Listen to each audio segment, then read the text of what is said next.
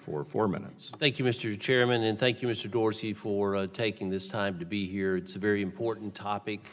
We all utilize Twitter. You have a very daunting task to try to work through this. It's a lot. And we've talked a lot today about algorithms.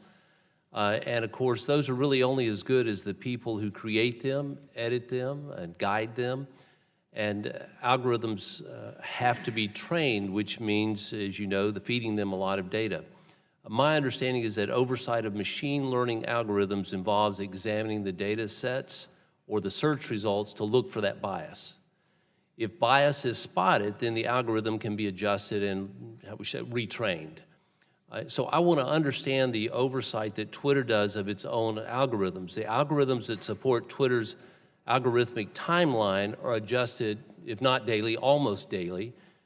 Why is that, and what are some reasons why the algorithms would need to be adjusted daily?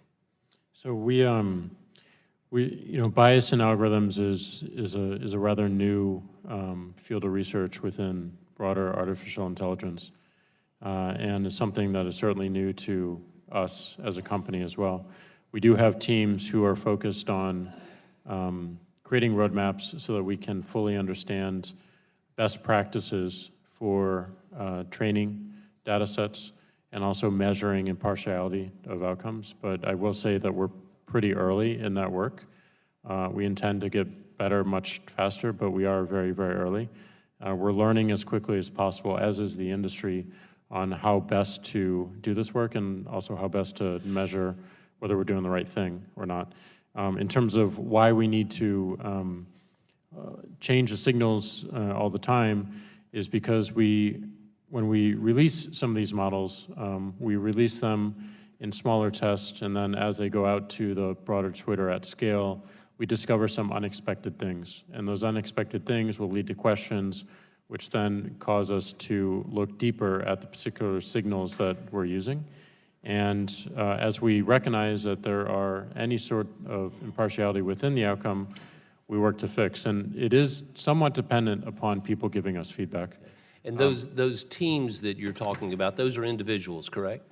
They're that are employees of Twitter. Yes, yes. And how do you take into account what their leanings or their, bias or life story? Does that have an input into what they determine is important or what to look for? Or how do you factor that in?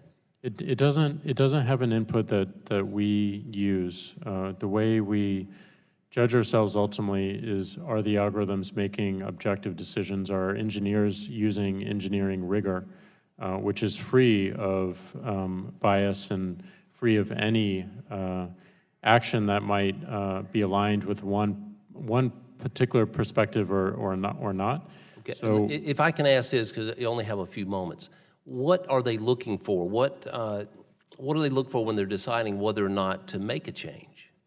they're looking for fairness. They're looking for impartiality. They're looking for. All right. Well, if I can interrupt just for a moment, who defines fairness? What is that fairness that's determined there? And because your fairness may be different than my definition of fairness, depending on what the issue or the interpretation of it is. Yeah, this goes back to those health indicators that we're trying to search for. So are we showing, for instance, a variety of perspective, or are we creating more echo chambers and filter bubbles?